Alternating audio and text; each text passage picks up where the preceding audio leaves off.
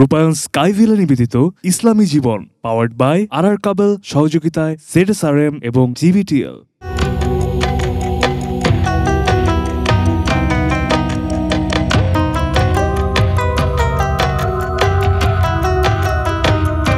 আসসালামু আলাইকুম ওয়া রাহমাতুল্লাহি ওয়া বারাকাতুহু। ইয়া রাব্বি লাকাল হামদ কামা ইয়ানবাগি লিজালালি ওয়াজহিক ওয়া আযীমি সুলতানিক।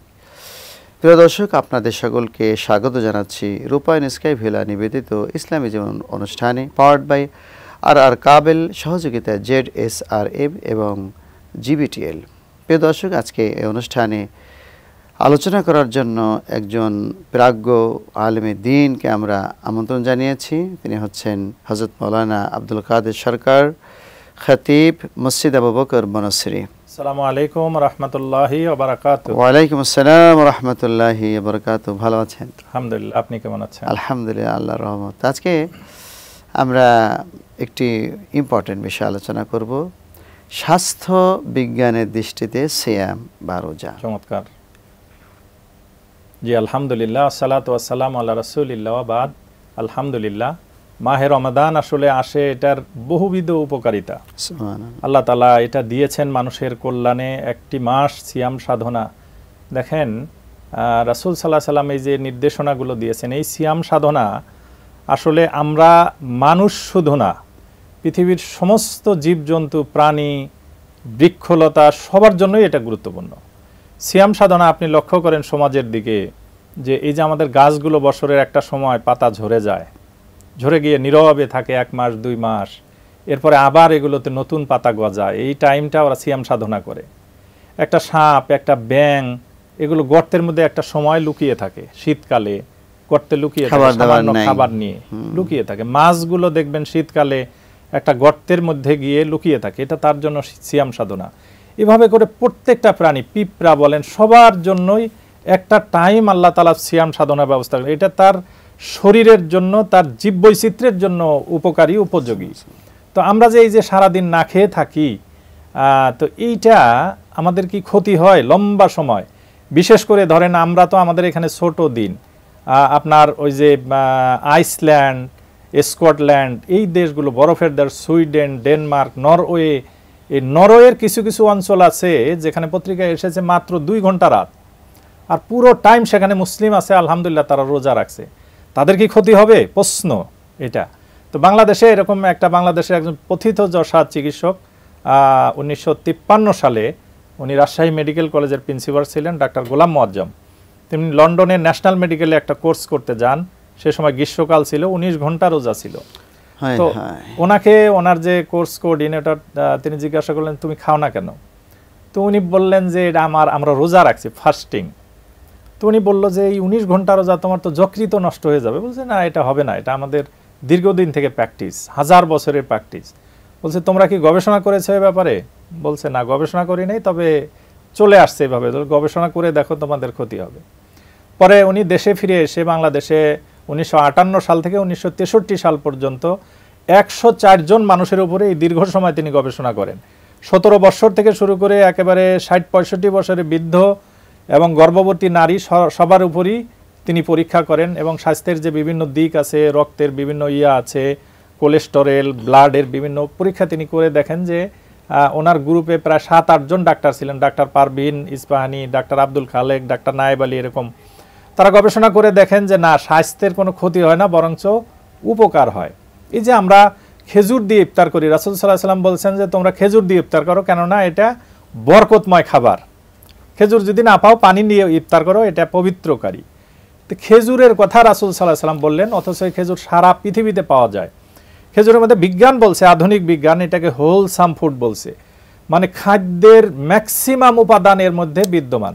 6 প্রকার ভিটামিন, এখানে 6 প্রকার মিনারেলস আছে, এবং সিলেনিয়াম 16 প্রকার মিনারেলস আছে এটাতে, খেজুরে। এবং খাদ্যের একটা সবচেয়ে গুরুত্বপূর্ণ উপাদান সিলেনিয়াম, এটা খেজুরের মধ্যে সবচেয়ে বেশি। এবং বিজ্ঞান বলছে যে খেজুর একটা গুরুত্বপূর্ণ উপাদান, এই জন্য রাসূল সাল্লাম খেজুর দিয়ে ইফতার করতে বলেছেন। আপনাকে অসংখ্য ধন্যবাদ সুন্দর আলোচনা করার জন্য। আমরা একটু বিরতি নেব। প্রিয় দর্শক, আমরা বিরতিতে যাচ্ছি, থাকুন আমাদের সাথে।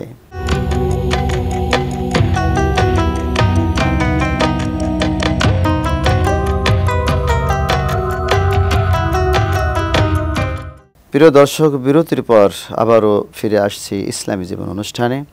তো বিরতির আগে আপনি চমৎকারভাবে ফাস্টিংয়ের উপরে কথা বলছিলেন, বাকি কথাগুলো যদি এখন বলেন। জি, ধন্যবাদ। দেখেন, এই স্বাস্থ্যগত বিষয়ে একজন বিজ্ঞানী, জাপানের একজন বিজ্ঞানী ইউশোনোরি ওসুমি, তিনি গবেষণা করতেছিলেন যে মানুষের ক্যান্সার কেন হয়। মানুষ আমরা প্রতিদিন যে খাবার খাই, এটা যে প্রোটিন আমরা গ্রহণ করি, এটা মাত্র উনি বলেছেন 30% মানুষ কনজিউম করতে পারে, 70% মানুষের এক্সট্রা হয়ে যায়। তো এইটা বের করার উপায় কি?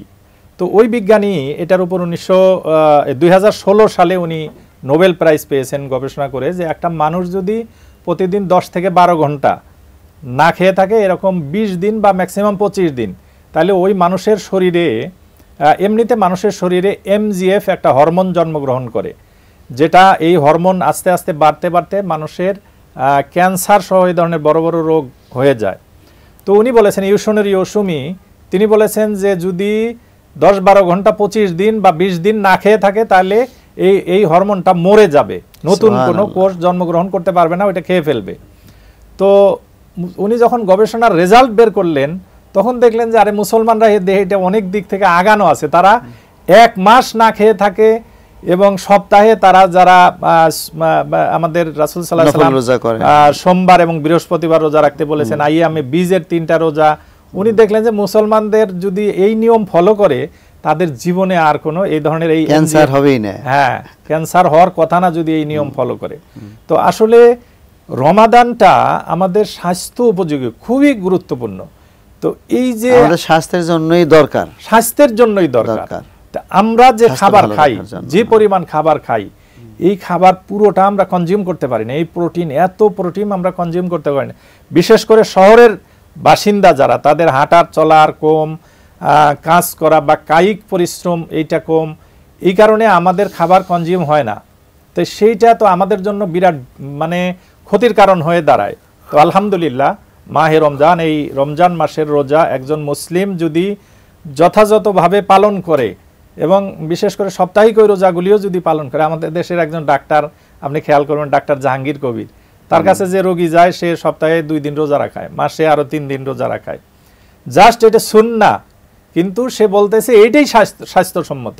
দ্যাট মিনস এইটাই বিজ্ঞান যে আমরা 1 মাস না খেয়ে থাকবো, এর মাধ্যমেই আমাদের শরীর স্বাস্থ্য আল্লাহ তাআলা ভালো রাখবেন।